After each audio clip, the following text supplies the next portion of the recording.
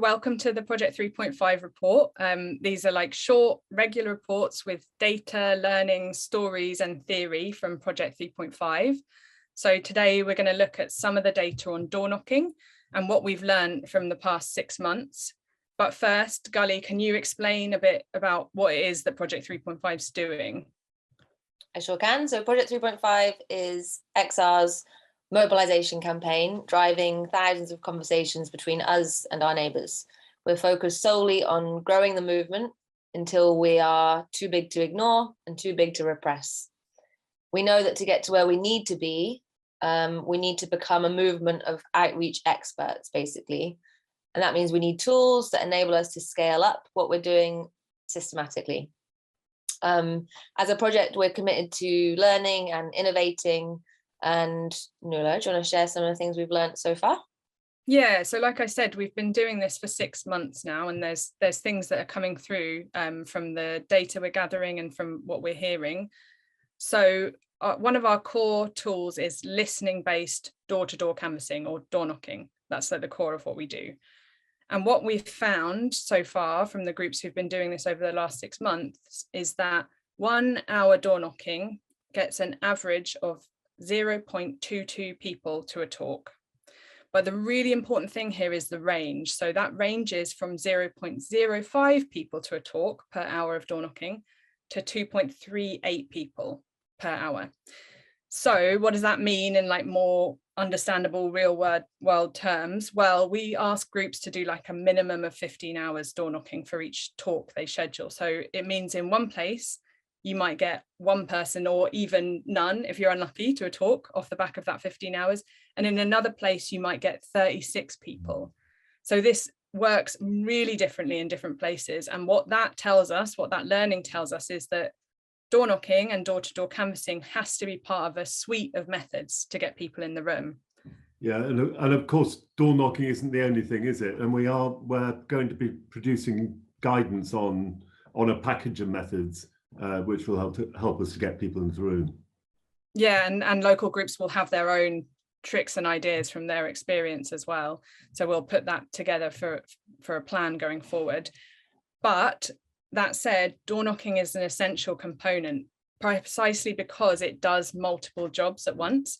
So for one thing, it's something we do together in our local groups, and it's something that pushes us out of our comfort zones. And we know from Extinction Rebellion, like when we go out and do rebellions together, that doing things that scare us together in community where we have each other's backs are like really galvanizing and important for our movement's growth and health. And the other thing to say is that when we knock on doors, we're researchers. So the media has a story they like to tell us about who the public are, what they think about us, what they think about the climate, what they think about the government. And when we go out and have conversations with our neighbours, we're actually getting round the back of that media story to actually find out what the public thinks. So we're researchers when we're out door knocking, and we're building a movement of people who know the population they're trying to shift. They actually understand them, not based on a media story, but on real conversations and relationships.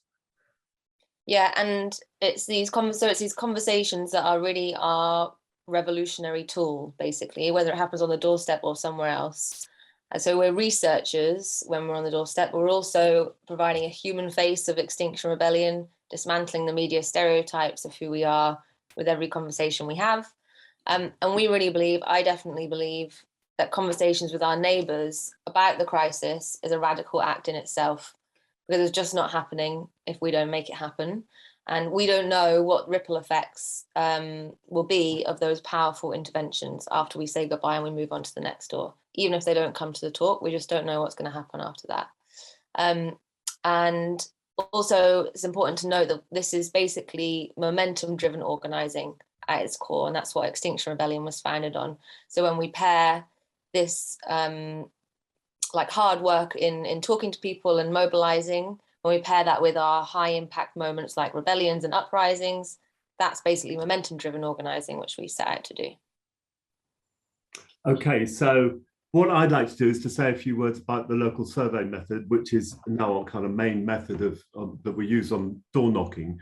And it's all based on this principle of active listening. And the key to active listening is that your own ego isn't part of this process. So you're asking people for their views, you're not intervening, you're allowing them the space and time to express themselves, and you're not agreeing or disagreeing with them. So they might say something you don't agree with, but you hold back. You allow them to say what they need to say.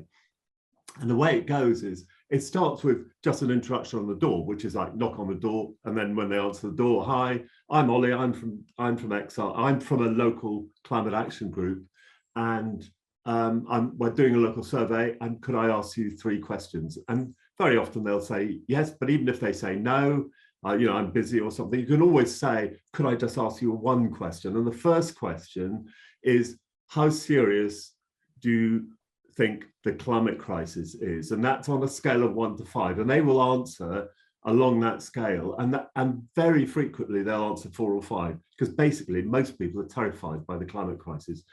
That gives you a great opportunity to say, please tell me more, I'd really like to hear more about that, and allow them to elaborate on it.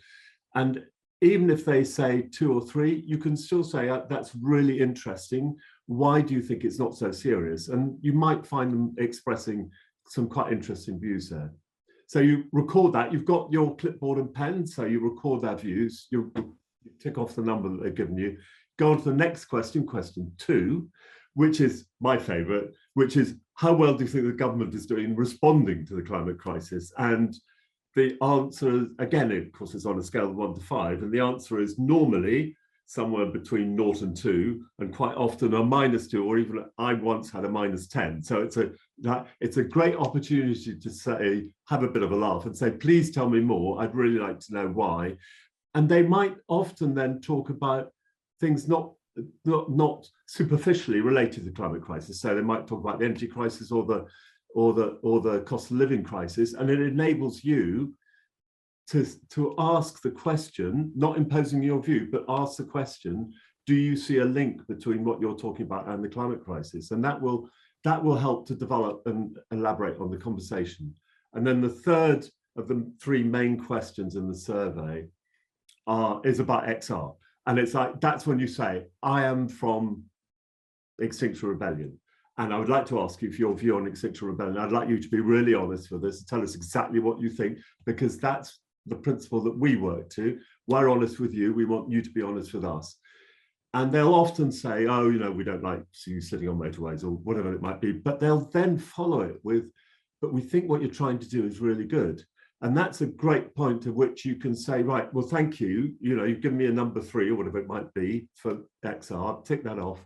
If you'd like, that's the end of the survey. And if you'd like me to now, I can explain to you why it is that we disrupt, and you've explained about the importance of creating a dilemma for government. So that's the survey.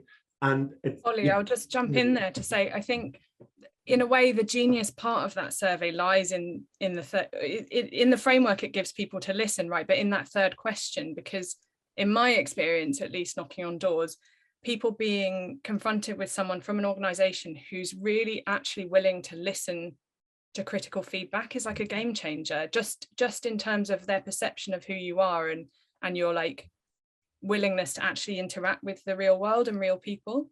And they do say it too. They say it on the doorstep. Yeah. Nice. So that's just to finish. There are 2 further questions, and that's about inviting them to attend the talk whenever the talk is being held, and also asking them if they'd like to keep in touch and receive the newsletter or join up and take their email address and phone number. So then at that point, many of them will, and we find anything up to 20-25% might well sign up at that point. It's not a good indicator about who's going to come to the talk, but it's worth saying that, and certainly worth signing them up if you get the opportunity. Nice, thanks, Ollie. So thank you everyone for watching our first Project 3.5 report, and watch this space for the next report with more data and learning and stories from Project 3.5 across the UK. We'll aim to have like a guest from somewhere around the UK each time to like tell us what they're learning and innovating in their local area. So see you next time. Bye. Bye. Bye.